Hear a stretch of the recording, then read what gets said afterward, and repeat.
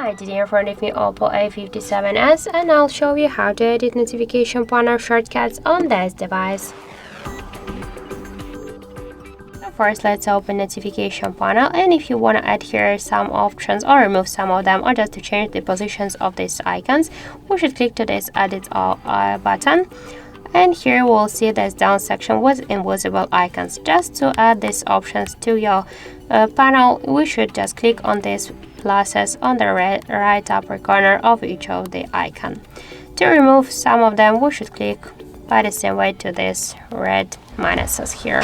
And if you want to change the positions of the icons, we should hold it and just drag it to the up or to the down. And to save the changes, we should go back, and that's it. So thank you for watching, and if you find this video helpful, don't forget to leave a like, comment and to subscribe our channel.